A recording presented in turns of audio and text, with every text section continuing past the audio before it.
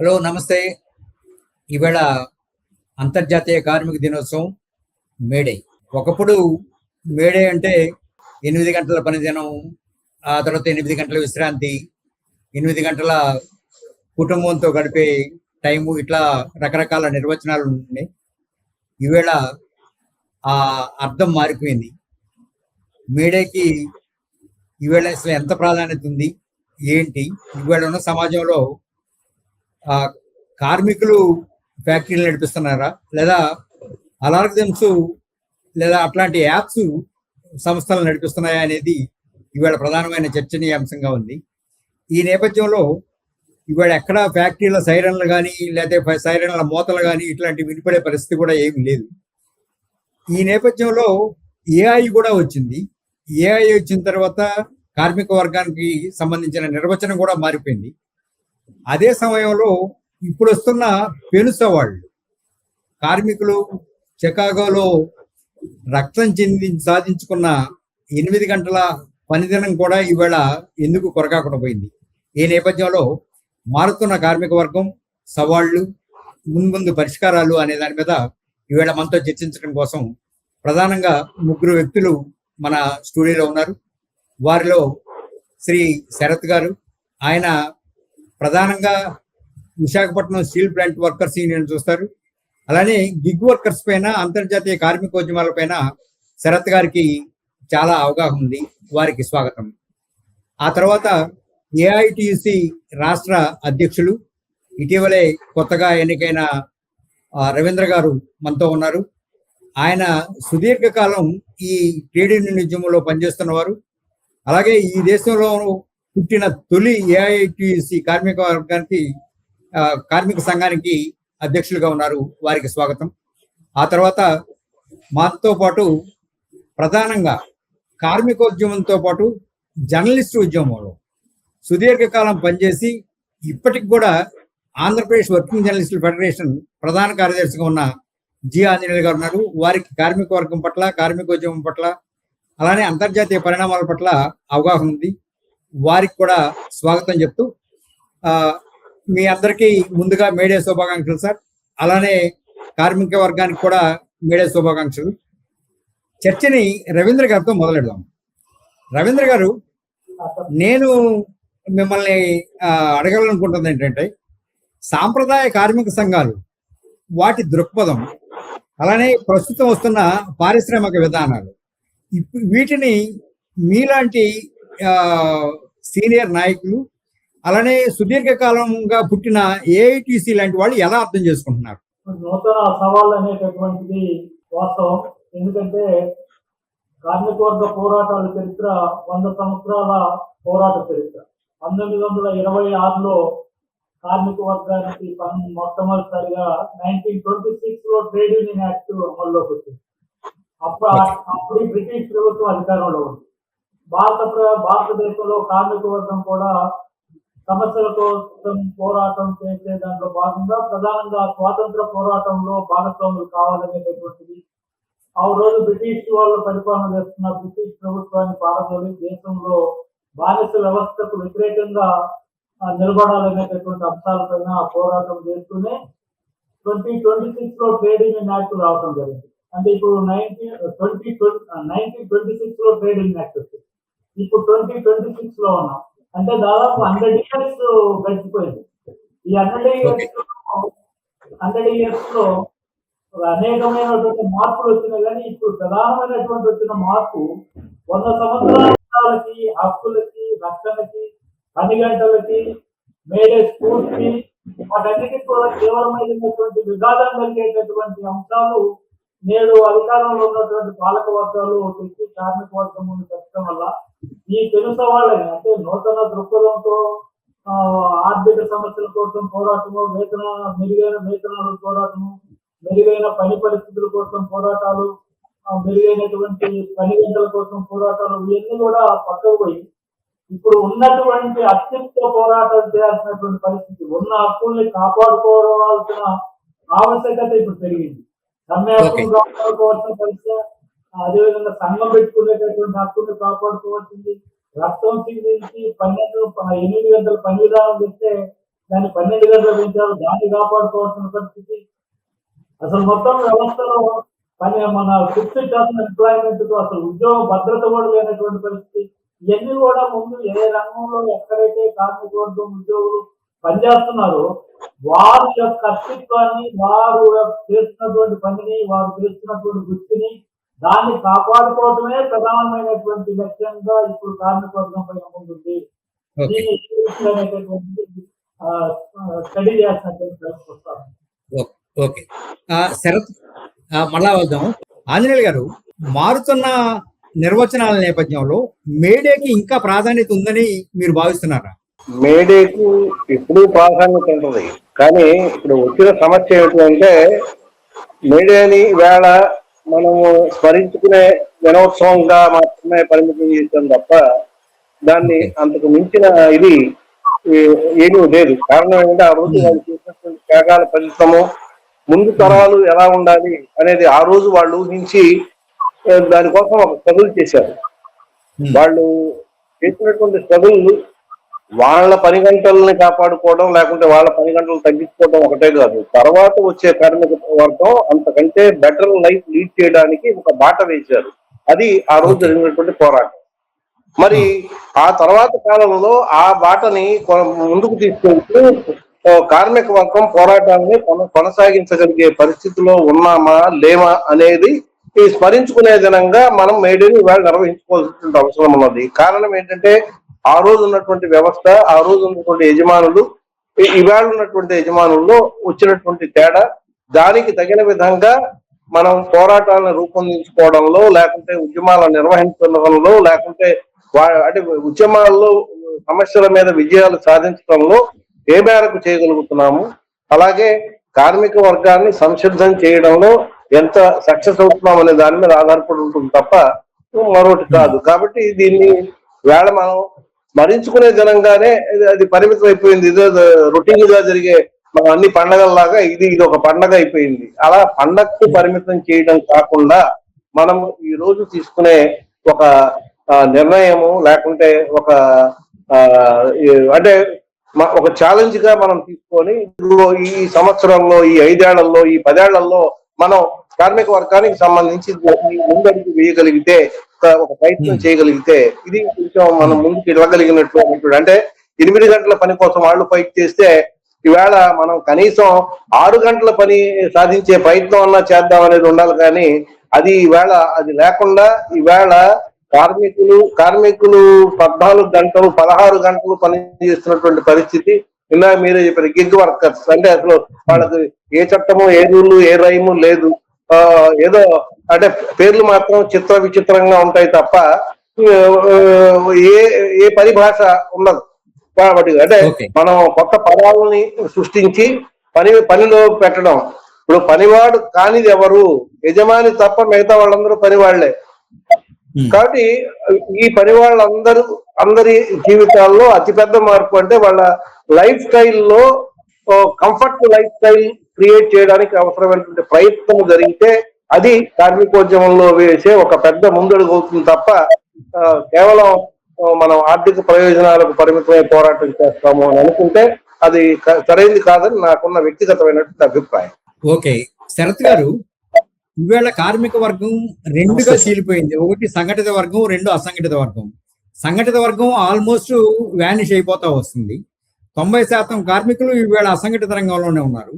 వాళ్ళలో కొత్త neo class ఒకటి వచ్చింది, దాని పేరు గిగ్ వర్కర్స్ అని అంటున్నాం. ఈ గిగ్ వర్కర్స్ వల్ల గిగ్ వర్కర్స్ కి జరుగుతున్న ఇప్పుడు సంక్షేమ ఫలితాలు కానీ లేదా పోరాడి సాధించుకున్న చట్టాలు కానీ వాళ్ళకేమైనా వర్తిస్తాయా? వర్తించాలంటే మనం ఏం చేయాలి? అలానే సంఘటితంగా ఉన్న పబ్లిక్ రంగ వర్కింగ్ క్లాస్ ని మనం ఎలా కాపాడుకోగలుగుతాం? ముందుగా అందరికీ మేడే శుభాకాంక్షలు అండి. మేడే అంటే అసలు భారతదేశం కార్మిక వర్గం దగ్గరికి వెళ్తే మనం భారతదేశంలో కార్మిక వర్గం తనంత తనుగా ఏర్పడలేదు. ఇది వ్యవసాయ ప్రధానమైనటువంటి దేశం. ఇప్పుడు మీరు చెప్పినటువంటి ఈ గిగ్ వర్కర్స్, జొమాటో, ఏంటి స్విగ్గీ లేదా అమెజాన్, ఫ్లిప్కార్ట్, ఇంకా ఇతర ఈ సాఫ్ట్వేర్ కి సంబంధించి వీళ్ళందరికీ కూడా ఇందులో మన మిత్రులు చెప్పినట్టు అసలు వాళ్ళకి పని గంటలు కానీ వాళ్ళకు ఒక ప్రత్యేకమైనటువంటి ఒక చట్టం గాని లేదా ఇప్పటికీ అమల్లో ఉన్నటువంటి చట్టాలు గాని ఇవి ఏవి కూడా వాళ్ళకి అమలు చేసేటటువంటి పరిస్థితి లేదు. ఇప్పుడు మనకి దేశవ్యాప్తంగా ఈ ఈ సంఖ్య పెరుగుతోంది. ఇక్కడ మీరు రెండు చెప్పారు, ఒకటి సంఘటిత కార్మికులు, రెండు అసంఘటిత కార్మికులు. వీళ్ళందరూ కూడా అసంఘటిత కార్మికుల కోవలోకే వస్తారు. భారతదేశంలో పరిస్థితి ఏంటంటే ముఖ్యంగా 2014 తర్వాత గణనీయంగా అసంఘటిత రంగంలో ఉన్నటువంటి కార్మికుల సంఖ్య పెరుగుతా వస్తుంది. అదే సమయంలో సంఘటిత కార్మికులు అంటే పర్మనెంట్ కార్మికులుగా, పర్మనెంట్ ఉద్యోగులుగా మనం ఏదైతే చెప్తున్నామో వాళ్ళ సంఖ్య చాలా గణనీయంగా, చాలా డ్రాస్టికల్ గా తగ్గిపోతుంది. సో దానివల్ల ఏంటంటే వేతనాల్లో అంతరాలు కానివ్వండి, పని గంటల్లో సమస్యలు కానివ్వండి, ఆ కార్మిక హక్కుల్ని మొత్తంగా కోల్పోయే పరిస్థితి ఉంది. ఈ పరిస్థితుల్లో ఈ హక్కుల్ని ప్రభుత్వాలు ఏంటంటే బలపరచాలా, ఈ రంగాన్ని బలపరచాలా, వీళ్ళందరినీ ఐక్యం చేయాల్సింది పోయి ప్రభుత్వాలు కొత్తగా ఇప్పుడు న్యూ లేబర్ కోడ్స్ అని తెస్తున్నాయి. ఈ న్యూ లేబర్ కోడ్స్ వల్ల ఫస్ట్ అండ్ ఫార్మోస్ట్ లాస్ ఎవరికంటే ఈ గిగ్ కార్మికులకి. అసలు గిగ్ కార్మికుల ప్రస్తావన లేదు. అందులో ఉండే ఒకే ఒక ప్రస్తావన ఏంటంటే మీ పిఎఫ్ డబ్బులు అకౌంట్ లో వేస్తాం. అంతకు మించి అసలు అక్కడ గిగ్ కార్మికులకి వాళ్ళకి ఏ రకమైన ఉపయోగాలు లేవు. వాళ్ళకి ఒక ఇన్సూరెన్స్ ఉండదు, ఒక టైమింగ్స్ ఉండదు. ఇప్పుడు మన మిత్రులు చెప్పారు, రవీంద్ర గారు, మనం దీన్ని 3 రకాలుగా విభజించాం. 8 గంటలు పని దినం, 8 గంటలు విశ్రాంతి, 8 గంటలు కుటుంబం కోసం కేటాయించాలి. ఈ రకంగా మీకు ఎప్పుడో మే 1886 మే 1వ తారీఖున ఈ పోరాటం మొదలైంది, మేడే పోరాటం మొదలైంది మే కార్మిక్ ఫ్యాక్టరీ దగ్గర.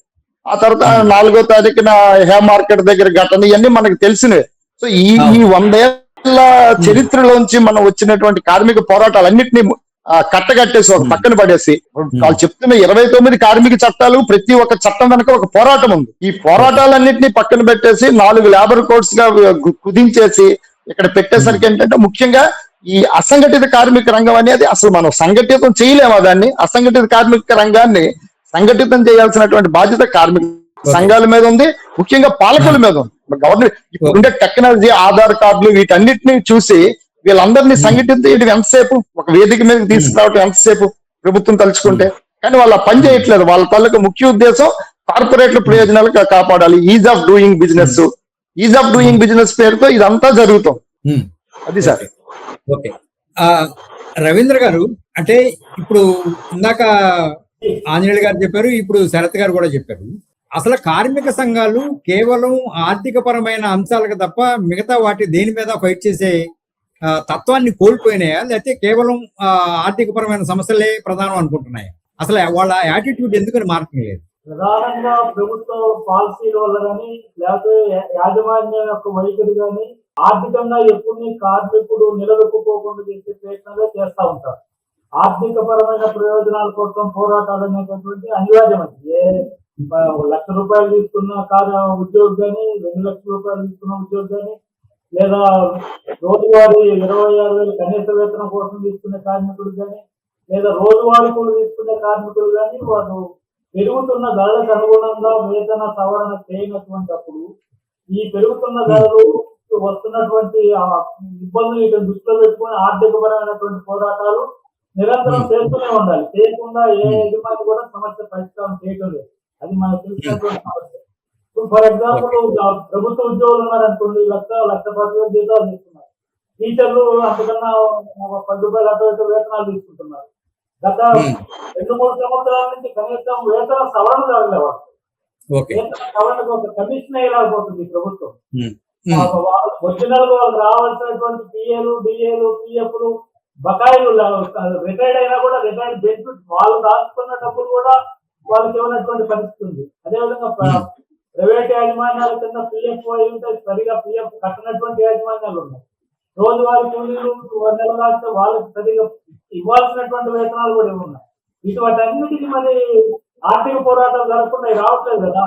అందుకని అనివార్యంగా ఏ స్థాయిలో కార్మికుడు, రోజువారీ కార్మికుడు మొదలుకొని, మంత్లీ జీతాలు మొదలుకొని, ఫిక్స్డ్ టర్మ్ ఉన్నటువంటి వాళ్ళు కూడా ఖచ్చితంగా వాడు చేసిన శ్రమకి తక్షణమే వేతనాలు ఇవ్వట్లేదు కాబట్టి, లేదా వాడికి రావాల్సిన బెనిఫిట్స్ రాలేదు కాబట్టి ఖచ్చితంగా ఆర్థిక పరమైనటువంటి పోరాటాలు చేయవలసిందే, చేస్తూనే ఉన్నారు. ఇప్పుడు వచ్చినటువంటి ప్రధానమైనటువంటి సమస్య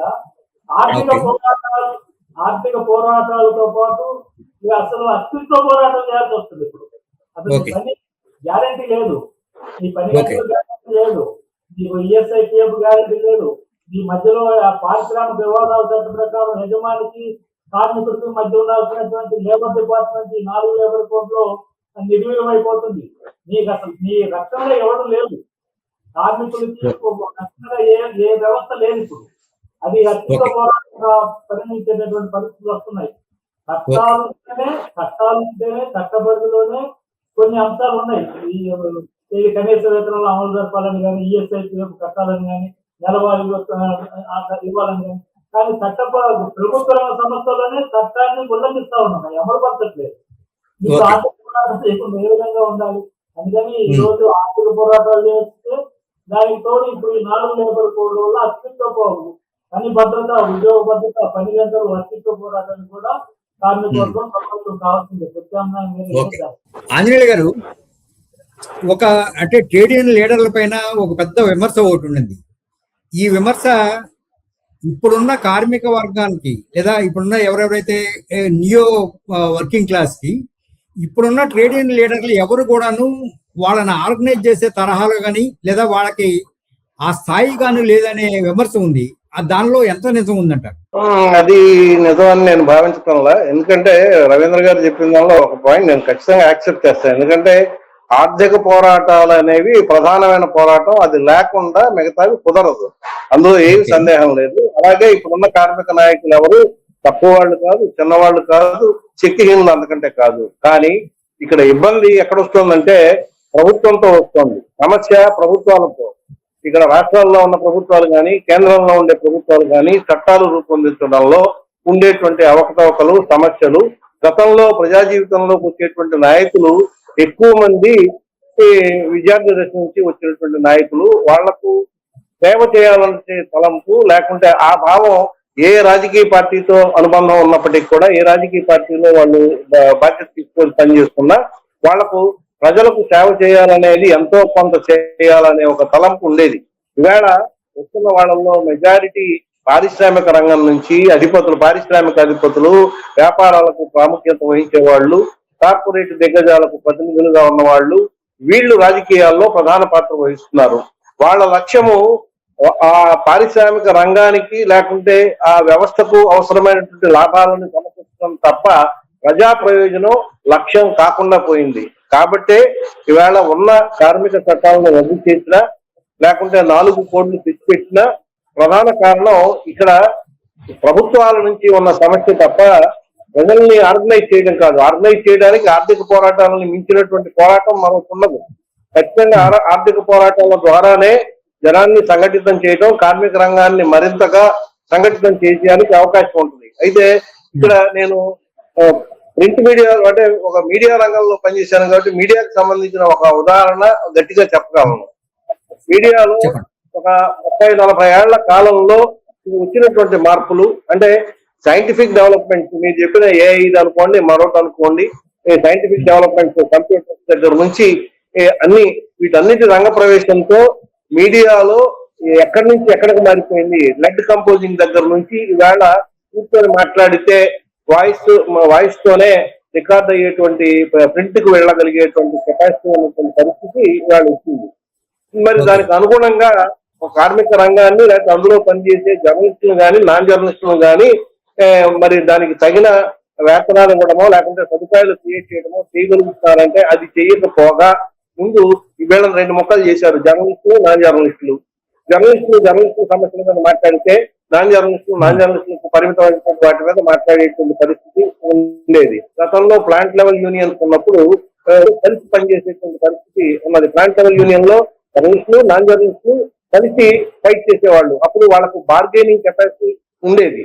ఆ బార్గెనింగ్ కెపాసిటీ ఉంది కనుక యజమానుల్ని తమ సమస్యల మీద, తమ డిమాండ్ల మీద వాళ్ళని ఎంతో కొంత మేరకు ఒప్పించడానికి లేకుంటే తమ డిమాండ్లు, తమ సమస్యలు పరిష్కారం చేయడానికి అవకాశం ఉండేది.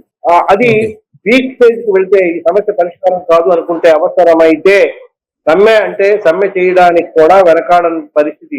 వేతన సంఘాల సిఫార్సులను అమలు చేయాలి అంటే 28 రోజులు, 58 రోజులు, 100 రోజుల సమ్మెలు జరిగినటువంటి పరిస్థితి గతంలో ఉన్నది. ఒక్కరున్నటువంటి సంఘాల నాయకులు కానీ, జర్నలిస్ట్ సంఘాలు కానీ, నాన్ జర్నలిస్ట్ సంఘాలు లేకుండా పోయినాయి. అంటే దీనిలో ముందు వైరుధ్యాలు క్రియేట్ చేయడం మూలంగా జర్నలిస్టులు, నాన్ జర్నలిస్టుల మధ్య లేక రంగమే వ్యవస్థలో ఉండేటువంటి కార్మిక రంగాన్ని దెబ్బతీయడానికి దేశంలో ఉండే మొత్తం కార్మిక వర్గాన్ని ముక్క చెక్కలు చేసి వాళ్ళ అవసరాలకు వీలుగా వాడుకోవడానికి ఎలా ఉపయోగించుకుంటున్నారు దానికి మీడియా రంగమే అతిపెద్ద ఉదాహరణ అని నాకున్న అనుభవంలో నేను గ్రహించింది, నాకు అనిపించింది. రైట్.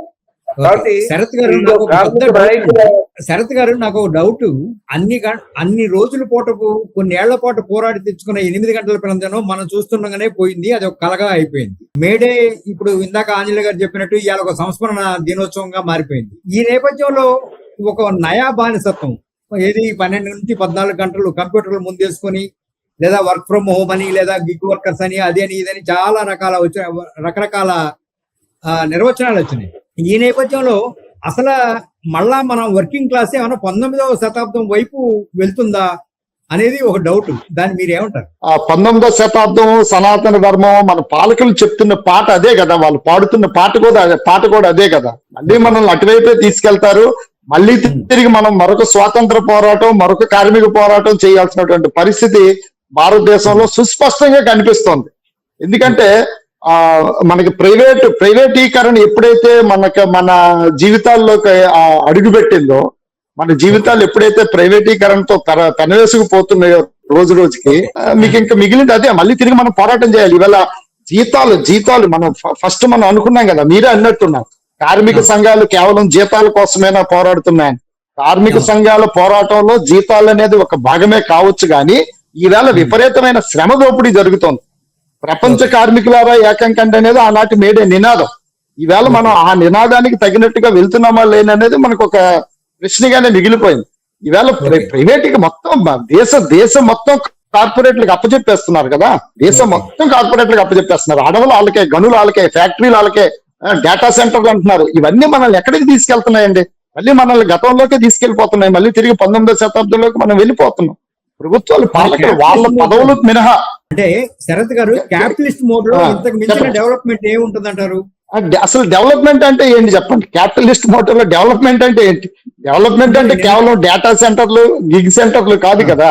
దాన్నే డెవలప్మెంట్ అంటే ప్రజల సగటు జీవన ప్రమాణాలు మెరుగవడమే డెవలప్మెంట్ అంటే. ఇవాళ ప్రజల సగటు జీవన ప్రమాణాలు ఎక్కడ మెరుగవుతున్నాయి? మన దేశంలో మురికి వాడలు పోయాయా? మన దేశంలో కార్మిక వాడలు పోయాయా? మన దేశంలో ప్రజల తాలూకా జీవన ప్రమాణాలు ఏ మేరకు పెరిగాయి? ఇవాళ హింసా ప్రవృత్తి ఎంతగా పెరుగుతుంది యువతరంలో, మనుషుల్లో. ఇందాక రవీంద్ర గారు చెప్తున్నారు కదా సార్, ₹1,00,000 దాకా జీతాలు వస్తున్నాయి అని చెప్తున్నప్పుడు మరి ఇంకా డెవలప్మెంట్ కాకపోతే ఏంటి? ₹1,00,000 దాకా జీతాలు వస్తున్నాయి, ఖర్చులు ఎట్లా ఉన్నాయి, ధరలు ఎలా పెరిగాయి, అవి కూడా చూడాలి కదా. 40 ఏళ్ళు ఇంకా కట్టాలి, GST కట్టాలి, ఇంకా అన్ని కూడా జిఎస్టీలు. మనకి 75 ఏళ్ల స్వాతంత్రంలో ధరలు ఎలా పెరిగాయి? ఎంతమందికి ₹1,00,000 జీతం వస్తుంది? అది కూడా మనం ఆలోచిద్దాం. దేశంలో ఎంతమందికి ఇప్పుడు సంవత్సరానికి 50,000 మంది అసంఘటిత రంగంలో చేరుతున్నారు కార్మికులు భారతదేశంలో. వాళ్ళ జీతం 10,000, 15,000. అంతకు మించి వాళ్ళ జీవన ప్రమాణాలు పెరగటం లేదు. ధనవంతుడు ఇంకా 1% ఉన్నారు భారతదేశంలో. 1% మంది, 99% సంపద, 90% సంపద 1% మంది చేతిలోనే ఉంది. మిగతా వాళ్ళందరూ పేదరికంలోనే ఉన్నారు. మనం బయటికి షో ఆఫ్ చేస్తే చెయ్యొచ్చు, కానీ పేదరికంలో ఉన్నారు. సగటు జీవన ప్రమాణాలు ఎక్కడ భారతదేశంలో పెరగల. మనం ఇంకా జీవన ప్రమాణాల సూచిలో మనం ఇంకా 131వ స్థానంలోనే, 121వ స్థానంలోనే పాకిస్తాన్ కి, బంగ్లాదేశ్ కి, బర్మాకి దగ్గరలోనే ఉన్నాం. అక్కడి నుంచి మనం ఏం అప్లిఫ్ట్ అవ్వట్లా. ఓకే రవీంద్ర గారు, మరి అట్లాంటప్పుడు నాకు ఒక డౌట్. మీరు ఇంత ఉద్యమాలు చేస్తున్నప్పుడు కొత్త తరం మీతో ఎందుకు రావట్లేదు? మీరు ఎందుకు మీ సంఘాలలోకి కొత్త తరం ఎందుకు చేరలేకపోతుంది? ఇప్పుడు కొత్త జనరేషన్, జన్జీ అని అది ఇది అని అంటున్నాం కదా, మరి వాళ్ళు ఎందుకు రావట్లేదు? మీరు వాళ్ళని ఎందుకు ఆకర్షించలేకపోతున్నారు? కొత్త తరం అంటే జనరేషన్ ఐటీ కొత్త తరం ఉంది జనరల్ గా. అదేవిధంగా ఇందాక మీరు ప్రస్తావించినట్టు స్విగ్ వర్కర్స్ కొత్త తరం, కొత్త కార్మిక వర్గం. అదేవిధంగా అనేక రకమైనటువంటి కొత్తగా వస్తున్నటువంటి అనార్గనైజ్ సెక్టర్ లో contract workers, out sourcing workers, లేకపోతే ఇతర రంగాల్లో పనిచేసినట్టు ఇదంతా కొత్త రంగానికి చెందినటువంటి వర్కర్స్. వీళ్ళందరూ కూడా వాళ్ళు సంఘటితపరుస్తున్నారు. వాళ్ళు కూడా పోరాటాలు మీరు చూడండి. మొన్న ఢిల్లీలో, నోయిడాలో జరిగినటువంటి ఈ లేబర్ కోడ్ అమల్లోకి వచ్చినాక మొట్టమొదటి పోరాటం అది కొత్త రకంగా వచ్చినటువంటి వర్కర్సే. అదేవిధంగా ఐటీ రంగంలో బెంగళూరులో కొంతకాలం జరిగింది. పోయిన 2-3 నెలల క్రితమే ఫుడ్ వర్కర్స్ కూడా వాళ్ళ సమస్యల పైన దేశవ్యాప్త ఆందోళన మొదలు పెట్టారు. వాళ్ళు కూడా దాన్ని మొదలు పెట్టడం వల్ల ఇప్పుడైతే చంద్రబాబు నాయుడు గారు మేడే సభలో పాల్గొంటూ వాళ్ళకు కూడా 10 గంటలు పని భద్రత, వేతనాలు వీటికి సంబంధించినటువంటి జీవోలు రుజువు చేస్తామని ఈ రోజే మేడే సందర్భంగా ఆయన ప్రకటించారు.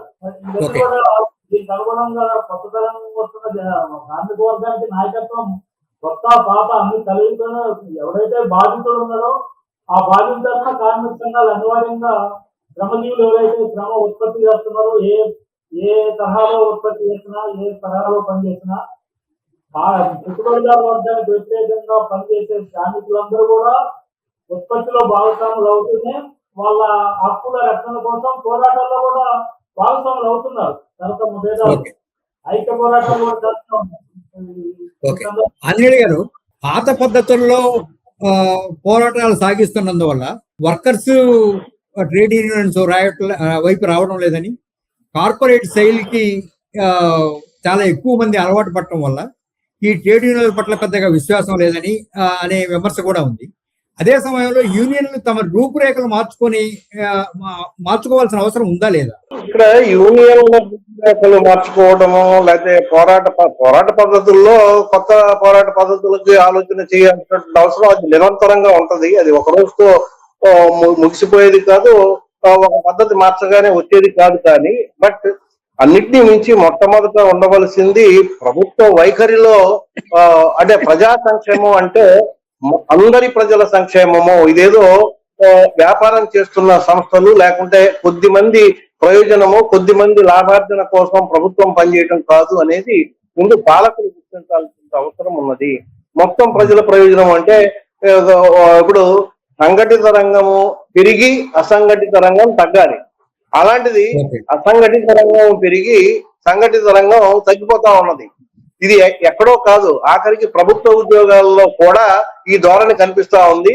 ప్రభుత్వ ఉద్యోగ సంఘాల్లో పనిచేసే నాయకులు కూడా ఏమీ మాట్లాడినటువంటి వైఖరి ఉన్నది. దానికి ఉదాహరణ ఈవేళ అవుట్ సోర్సింగ్ అంటే అన్ని నిబంధనల్ని అతిక్రమించి ఏజెన్సీలకు ఇచ్చేయడం. ఎవరికి నచ్చిన ఏజెన్సీ వాళ్లకు అప్పగించేస్తారు. వాళ్ళ పేరుతో ఉన్న వాళ్ళు 100,000 సంఖ్యలో ఉద్యోగులు పనిచేస్తారు. వారు పోయి మరొకరు అధికారంలోకి వస్తే వీళ్ళు పోయి మళ్ళీ రెండో కృష్ణుడు వచ్చేస్తాడు, మళ్ళీ వాళ్ళు పనిచేస్తారు. అంటే ఇక్కడ ప్రభుత్వమే అసంఘటిత రంగాన్ని ప్రోత్సహిస్తోంది.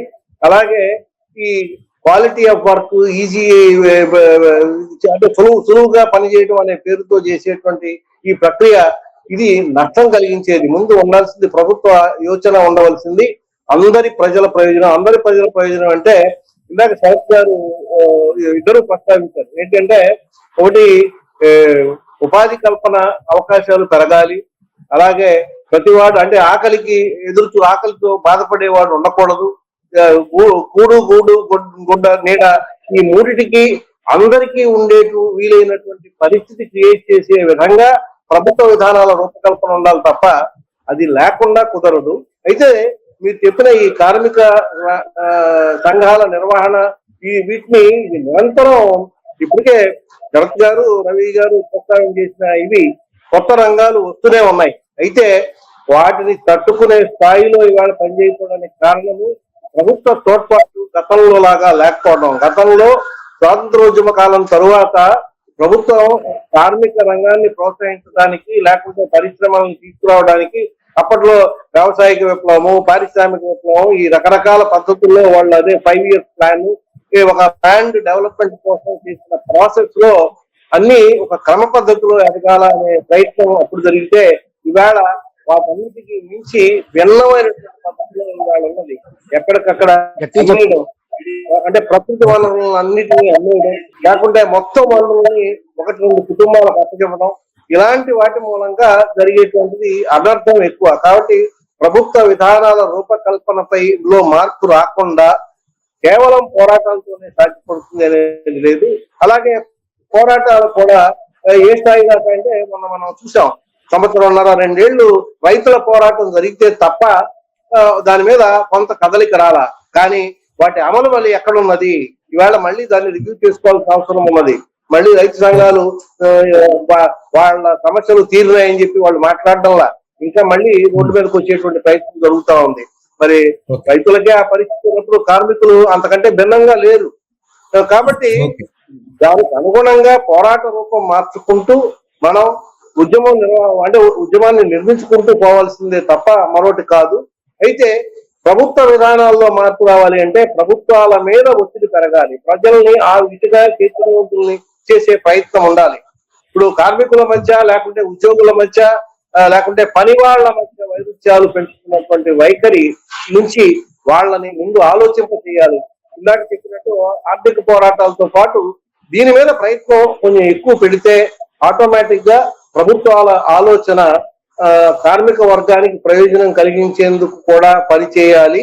అందుకు అవసరమైనటువంటి విధానాల రూపకల్పన చేయకపోతే మన ఉనికించే ప్రమాదం అనేటువంటిది వాళ్ళు గ్రహించే విధంగా చేసినప్పుడే పాలకుల ఆలోచనలో మార్పు వస్తుంది, విధానాలు అప్పుడు మారుతాయి తప్ప అప్పటిదాకా పరిస్థితిలో మార్పు రాదు అనేది నా అభిప్రాయం.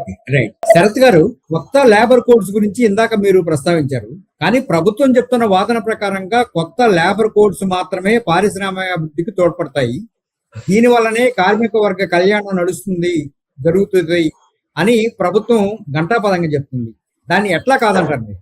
అది 100% అవాస్తవం సార్ అది. ఎందుకంటే నేను ఇందాక అదే చెప్పాను, ప్రతి ఒక్క చట్టము 1948 లో ఏదైతే ఫ్యాక్టరీస్ యాక్ట్ గా మనం చెప్తున్నామో అందులో ఉండే ప్రతి ఒక్క చట్టము కూడా ఒక పోరాటంతో వచ్చింది. అందులో 29 చట్టాలను తీసేసి 49 లేబర్ కోడ్స్ పెడతామంటున్నారు. ఇవన్నీ కూడా మీకేంటంటే కార్మిక రంగం తాలూకా దీనికి కాదు, ఆ చట్టం స్టార్టింగ్ లోనే మోడీ గారు క్లియర్ గా చెప్పారు, ఈజ్ ఆఫ్ డూయింగ్ బిజినెస్ అంటే వ్యాపారాన్ని సులభతరం చేయడం కోసం ఒకటి. రెండోది ఏంటి, అందులో ఆయన ఏమంటాడు, ఆ చట్టాన్ని ఇంట్రడ్యూస్ చేస్తూ లేబర్ కోడ్స్ ఇంట్రడ్యూస్ చేస్తూ ఈ రోజు నుండి లేబర్ ఆఫీసర్ల పీడ విరగడైపోతుందని చెప్పాడు ఆయన. మీరు ఒకసారి ఆ వీడియో చూడండి కావాలిస్తే. లేబర్ ఆఫీసర్లు ఆయనకి పీడంట, లేబర్ ఆఫీసర్లు పీడంట. ఈవేళ కార్మికుడికి లేబర్ కి ఏదైనా ప్రాబ్లం వస్తే ఇమీడియట్ గా ఆయన వెళ్ళి రిపోర్ట్ చేసేది ఎవరికి? Labour officer. ఆ లేబర్ ఆఫీసర్ల వ్యవస్థనే పీడని చెప్పేసి ఆయన తీసి పక్కన పడేశారు ఒకటి. రెండోది ఏంటంటే ఇందాక మన ఆంజనేయులు గారు చెప్పినట్టు దేశంలో అసంఘటిత కార్మిక రంగం సంఖ్య అంటే కాంట్రాక్ట్ వర్కర్స్ సంఖ్య, అసంఘటిత అని కూడా నేను అన్నగాని కాంట్రాక్ట్ వర్కర్స్ సంఖ్య విపరీతంగా పెరుగుతోంది. అట్ ద సేమ్ టైం ఏంటంటే రెగ్యులర్ ఎంప్లాయీస్ తాలూకా సంఖ్య తగ్గిపోతుంది. 2013-14 బీజేపీ అధికారంలోకి వచ్చేసరికి 13,51,000 మంది రెగ్యులర్ ఎంప్లాయీస్ ఉంటే ఆ సంఖ్య ఇప్పుడు 9 లక్షలకు దిగిపోయింది. అంటే 5 లక్షల మంది రెగ్యులర్ ఎంప్లాయీస్ ఉపాధి కోల్పోయారు. అట్ ద సేమ్ టైము వాళ్ళ అధికారంలోకి వచ్చేసరికి 3 లక్షల కాంట్రాక్ట్ వర్కర్స్ ఉంటే ఈవేళ 5 లక్షలకి పెరిగింది. అంటే ఒక రెగ్యులర్ ఎంప్లాయీ జీతానికి వాడు 5 కాంట్రాక్ట్ వర్కర్ కి ఇస్తున్నాడు. అందువల్ల ఏంటంటే ఈ లేబర్ కోడ్స్ రావటం వల్ల కార్మికులకి ఇమీడియట్ గా వచ్చే హక్కులన్నీ కోల్పోతాయి. వాళ్ళు సంఘం పెట్టుకునే హక్కు కోల్పోతుంది, వాళ్ళ జీతాల కోసం పోరాడే హక్కు అంటే హక్కు అనేసరికి పక్కన పోరాటం అనేది ఉంటుంది సార్. పోరాటం లేకుండా ఏ హక్కు రాదు. మీకు ఈ లేబర్ కోడ్స్ వలన కార్మికులు పోరాడే హక్కులు మొత్తం కోల్పోయేటటువంటి పరిస్థితి ఉంటుంది. కార్మికులే కాదు, ఇప్పుడు మా స్టీల్ ప్లాంట్కి వస్తే దాదాపుగా 5 సంవత్సరాల నుంచి ఇక్కడ పోరాటం జరుగుతున్నా సరే అసలు ఏమి పట్టించుకున్నటువంటి పరిస్థితి కదా. కార్మికులు ఎక్కడ పోరాటం చేయకపోవటం లేదు 5 సంవత్సరాలు. అసలు ప్రపంచ చరిత్రలోనే ఇది ఒక గొప్ప పోరాటం కదా, స్టీల్ ప్లాంట్ కార్మికులు చేస్తున్న పోరాటం.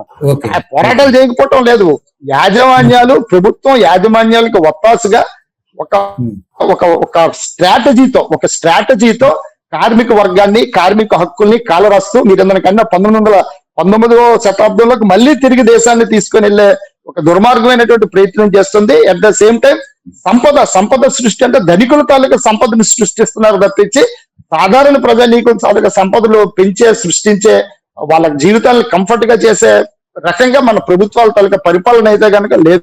ఓకే, రవీంద్ర గారు, ఈవేళ చంద్రబాబు నాయుడు గారు ఒక స్టేట్మెంట్ ఇస్తూ కార్మిక వర్గానికి ఈవేళ ఏదైనా మేలంటూ జరిగితే నా ప్రభుత్వ హయాంలోనే జరిగింది తప్ప వేరే ఇంకెవరి హయాంలోనూ జరగలేదనేది ఒకటి.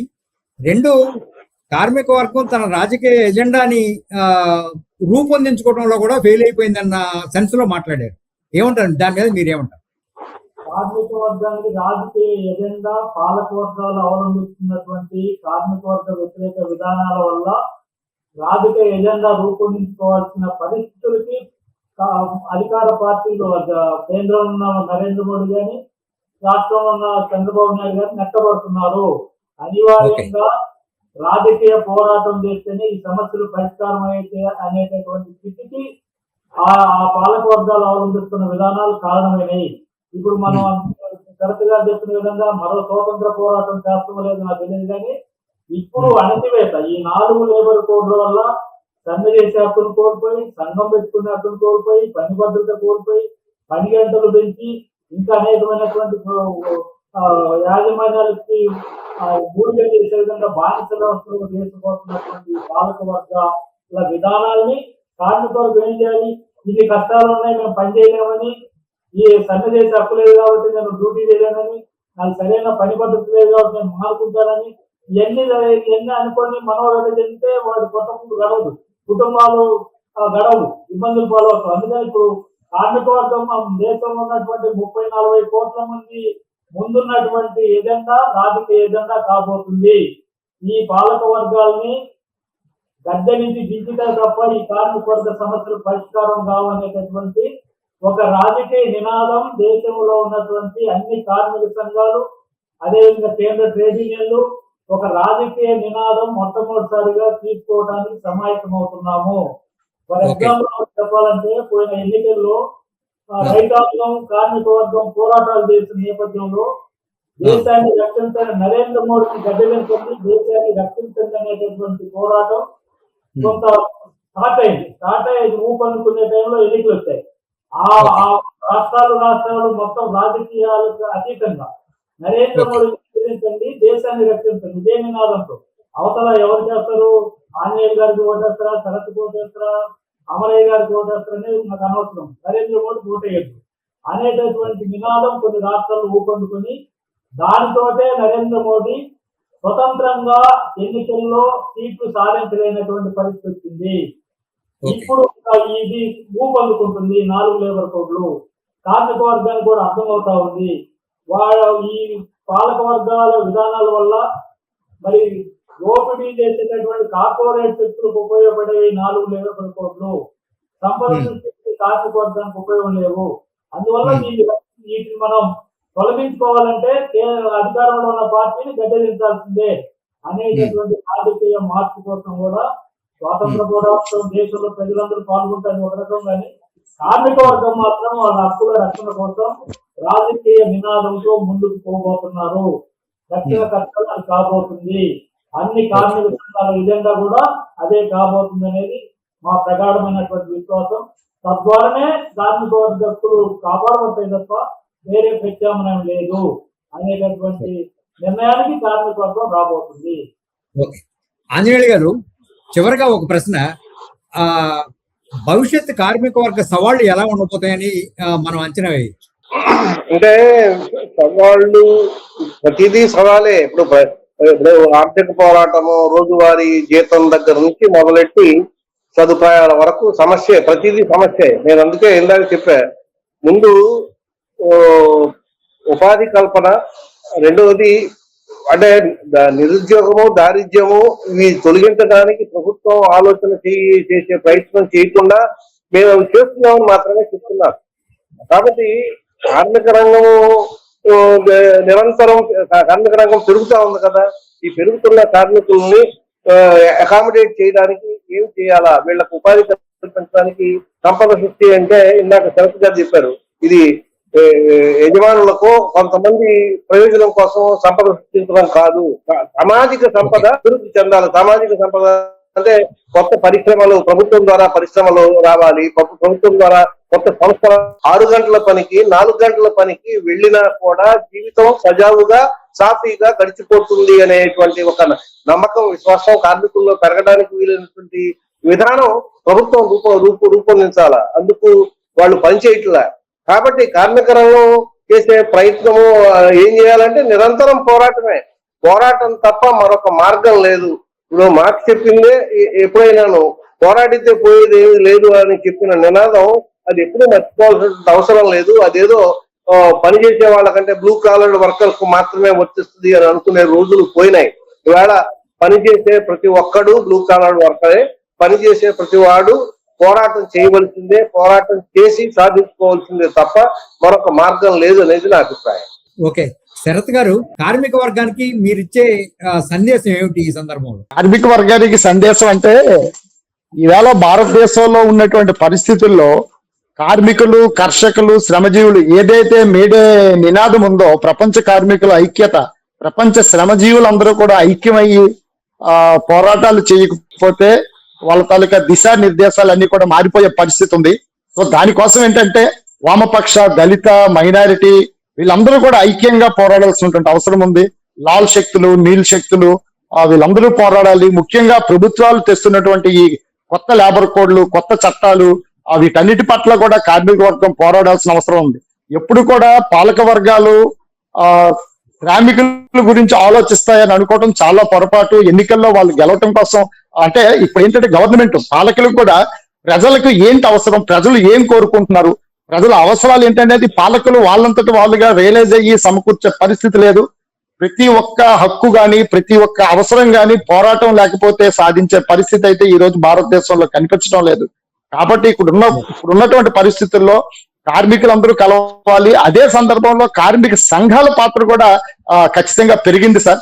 భారతదేశంలో కార్మిక సంఘాలు ఒకప్పుడు ఉన్నంత శక్తివంతంగా లేదనేది మనం అంగీకరించాల్సినటువంటి వాస్తవం. కార్మిక సంఘాలు అంటే అవి ఉద్యమాలకు ఒక కేంద్ర బిందువులాగా ఉండేవి, కానీ ఇప్పుడు ఆ పరిస్థితి లేదు. ఆ పరిస్థితి నుంచి కార్మిక సంఘాలు కూడా బయటపడి, కార్మిక సంఘాలు వాళ్ళందరినీ నేను కలిసిపోయి ఒకటైపోమని నేను చెప్పట్లేదు, కనీసం సమస్య ప్రాతిపదికగా ప్రాబ్లం ఓరియంటెడ్ గా, ఇష్యూ బేస్డ్ గానైనా సరే కలిసి పోరాడకపోతే ముందు ముందు చాలా కఠినమైనటువంటి పరిస్థితుల్ని కార్మికులు ఎదుర్కోవాల్సి ఉంటుంది. కాబట్టి కార్మిక సంఘాలు కూడా ఈ విషయంలో చాలా బాధ్యతగా ఉండాల్సినటువంటి అవసరం ఉంది. వాళ్ళ ఎత్తుగడలు, వాళ్ళ పోరాట పందాలు కొంతవరకు మార్చుకొని కార్మికులందరినీ ఐక్యం చేయాలి. కార్మికుల్లో కూడా రకరకాలైనటువంటి ప్రలోభాలకి, రకరకాలైనటువంటి ఇప్పుడు వస్తున్నటువంటి రకరకాల ప్రలోభాలకు వాళ్ళు కూడా గురవుతున్నారు. సో వాళ్ళని ఎడ్యుకేట్ చేసే పరిస్థితి ఈవేళ కార్మిక సంఘాల తాలూకా అత్యవసరమైనటువంటి పరిస్థితి అది. అంతకు ముందు ఏంటంటే మేము కొత్తగా ఉన్నప్పుడు కార్మిక సంఘాలు మాకు క్లాసులు పెట్టేవాళ్ళు, మమ్మల్ని ఎడ్యుకేట్ చేసేవాళ్ళు, మాకు రాజకీయాలు ఏం జరుగుతుంది సమాజంలో తెలియజేసేవాళ్ళు. ఇప్పుడు అటువంటి పరిస్థితి లేదు. ఆ కార్మిక సంఘాలు కూడా అంతకు ముందు ఏంటంటే కార్మికులు ఎక్కడో జరిగితే ఇక్కడ మేము సమ్మె చేయటమో, లేదా ఇక్కడ మేము ఆందోళన చేయటమో, ఇక్కడ మేము నల్ల బ్యాడ్జీలు పెట్టుకొని వెళ్ళటమో ఇటువంటి ఉండే ఈ సంఘటిత చర్యలు అనేవి రోజు రోజుకి తగ్గిపోతున్నాయి. ఒక స్టీల్ ప్లాంట్ లో ఉద్యోగ సంఘాలు స్టీల్ ప్లాంట్ కే పరిమితం అయిపోతున్నాయి, లేదా ఇంకొక చోట అక్కడే పరిమితం. ఇప్పుడు మనం నోయిడా లాంటి సంఘటన తీసుకుంటే ఏదో ఒక రోజు అది బ్లాస్ట్ అవుతుంది, కానీ ఆ రోజు వరకు మనం వెయిట్ చేయకుండా ఆ ఫైర్ ని కార్మికుల్లో క్రియేట్ చేయాల్సినటువంటి బాధ్యత కార్మికులకి ఎంతైతే ఉందో కార్మిక సంఘాలకు కూడా అంతే ఉంది సార్. కార్మిక సంఘాలు కూడా ఈ విషయంలో కాస్త మెరుగ్గా ఆలోచించి, కాస్త మెచ్యూర్డ్ గా ఆలోచించి చెయ్యాలి. అలాగే మీరు మనకు అన్నారు యువకులకి నాయకత్వ బాధ్యతలు అప్పచెప్పాల్సినటువంటి బాధ్యత కూడా కార్మిక సంఘాలకు ఉంది. ఖచ్చితంగా యువ నాయకత్వం ముందుకు రావాలి. వాళ్ళు రాటు తేలకపోతే చరవణ్ రాజు గారు అంటారు కదా, యువతరమా నవతరమా దేశానికి కళ్ళు నీవే కాళ్ళు నీవే, నీ యవన తేజంతో ప్రజా పోరు నడవాలి, నీ రక్తం పుష్పించక ఈ దేశం ఫలించాలి అంటారు కదా చరవణ్ రాజు గారు. అలాగే యువతరం ముందు కావాలి. యువతరం ముందుండి యువతరం గట్టిగా నిలబడి సాధించుకోవాల్సింది ఎంతైనా ఉంది. యువ కార్మికులందరికీ కూడా నేను అదే చెప్తున్నాను, మీరందరూ కూడా చరిత్రలు చదవండి. ఎన్ని పోరాటాలు జరిగాయి కార్మికులు సంఘాలు నిలబడడానికి, ఈ రోజు మనం ఈ హక్కులు సాధించుకోవడానికి ఎన్ని పోరాటాలు జరిగాయి అనేది వాళ్ళు కూడా తెలుసుకొని కార్మికులందరూ ఐక్యంగా ఉండి, ప్రపంచ కార్మికులందరూ ఏకమైనప్పుడే మన సమస్యలకు పరిష్కారం అవుతాయి. లేకుంటే లేబర్ కోడ్ తెస్తారు, రేపు ఇంకోటి తెస్తారు. దోపిడీ చేసే విధానాలు కొత్తగా వస్తున్నాయి తప్పించి పోరాడే విధానాలు కొత్తగా రావడం లేదు. పోరాడే విధానాల్లో కూడా కొత్తదనం రావాల్సినటువంటి అవసరం ఉంది. ధన్యవాదాలు సార్. ఓకే, రవీంద్ర గారు, ఫైనల్ గా చెప్పండి, కార్మిక వర్గానికి ఇప్పుడున్న కార్మిక సంఘాలు నిజంగానే మేలు చేస్తాయా? ఒకటే ప్రశ్న, చేసే దశలు అన్నా ఉన్నాయా? ఖచ్చితంగా కార్మిక వర్గాలు మేలు చేస్తూనే ఉంటాయి. ఎక్కడెక్కడ చిన్న చిన్న పొరపత్తులు ఉండొచ్చు, లేవని మనం చెప్పలేము, కానీ ఖచ్చితంగా కార్మిక వర్గ ప్రయోజనాల కోసం కాపాడకపోతే ఈ రోజు కార్మిక సంఘాలు ఎడల కార్మికులు ఉండే ప్రసక్తే లేదు. ఖచ్చితంగా ఎవరైతే సర్వీస్ చేస్తున్నారో వాళ్ళని నమ్ముకొని కార్మికులు ఉంటారు తప్ప షోకాల్ లీడర్స్ గా ట్రేడింగ్ లీడర్ ఉండాలంటే వాడు వెనక ఏ కార్యకర్త కూడా ఉండదు, ఏ సంఘాలు కూడా నిలబడదు. అనివార్యంగా ఇప్పుడు కార్మిక వర్గ ప్రయోజనాలు కాపాడడానికి 100% ప్రయత్నం చేయాలి. ఆ విధమైనటువంటి విశ్వాసం కార్మిక వర్గంలో కలపండి. కల్పించండి. ఏ ఒక్కరు కూడా ఆ సంఘాల వల్ల తమ అభిమానాన్ని కోరుకున్నారు, ఉండరు. అందుకని ఓకే. అన్ని కార్మిక సంఘాలు కూడా 100% కార్మిక వర్గ ప్రయోజనాలు కాపాడుతూనే వాళ్ళ విశ్వాసాన్ని పొందుతూనే ప్రధానంగా ఇంతకుముందు అందరూ అనుకున్నట్టు ఐక్య ఉద్యమాల ప్రాధాన్యత అనివార్యంగా పెరిగింది. ఓన్లీ కార్మిక సంఘాల్లోనే కాకుండా ఎన్ని దేశంలో సర్వీస్ చేయడానికి ఎన్ని ఉపాధ్యాయ సంఘాలు ఉన్నాయో, ఎన్ని ఎన్జిఓ సంఘాలు ఉన్నాయో, బ్యాంకు సంఘాలు ఉన్నాయో మీరు గమనిస్తే అందరూ కూడా వాళ్ళ సమస్యల పైన ఐక్య పోరాటాలు చేస్తున్నారు తప్ప ఇండివిజువల్ పోరాటాలు చాలా వరకు తగ్గినాయి. ఎందుకంటే ప్రభుత్వ నిర్బంధకరణ ఆ విధంగా పెరిగింది. లేబర్ కోడ్ వల్ల కావచ్చు, ప్రైవేటీకరణ విధానాల వల్ల కావచ్చు, పబ్లిక్ సెక్టర్ ని నిర్వీర్యం చేయడం వల్ల కావచ్చు, ఏ రంగంలో తీసుకున్న ఆ రంగంలో ఉన్న అన్ని సంఘాలు కూడా ఖచ్చితంగా అనివార్యంగా ఐక్య పోరాటాల వైపు పోతున్నాయి. వేరే మార్గం లేదు. భవిష్యత్తు కూడా ఐక్య పోరాటాలకు వేదికగా ఉండాలి తప్ప సొంత కార్యక్రమాలు ఉంటాయి, కొద్దిగా ఒక లేవని మనం. కానీ ప్రాధాన్యత మాత్రం ఐక్య ఉద్యమాలకే ఉన్నది. ఐక్య ఉద్యమాలు కానీ ఈ పాలకవర్గ విధానాన్ని, ప్రైవేటీకరణ విధానాలు కావచ్చు, కార్పొరేటీకరణ విధానాలు కావచ్చు, 4 లేబర్ కోడ్లు కావచ్చు, అనార్గనైజ్ సెక్టర్ ని నిర్వీర్యం చేసే విధానాలకు వ్యతిరేకం కావచ్చు, అన్నిటి కూడా ఐక్య పోరాటాలు ప్రధానమైనటువంటి. Okay, right. Thank you very much. అందరికీ నమస్కారం. మేడే సందర్భంగా మీరందరూ ఐక్య నినాదం, కార్మిక వర్గ ఐక్యతే శరణ్యం అని ఒక నినాదం ఇచ్చినందుకు, అలానే యువ నాయకత్వం వచ్చి ఈ కొత్త నాయకత్వం, కొత్త కార్మిక వర్గాన్ని లీడ్ చేయాలని ఆకాంక్షిస్తున్నాను. అలానే మీరు అందుకు దోహదం చేస్తారని కూడా నేను అనుకుంటూ ఈ చర్చలో పాల్గొని కార్మిక వర్గ కళ్యాణం కోసం మీరు చేసిన సూచనలకి, సలహాలకి అన్నిటికీ మీ అందరికీ ధన్యవాదాలు. మేడే శుభాకాంక్షలు. Thank you very much.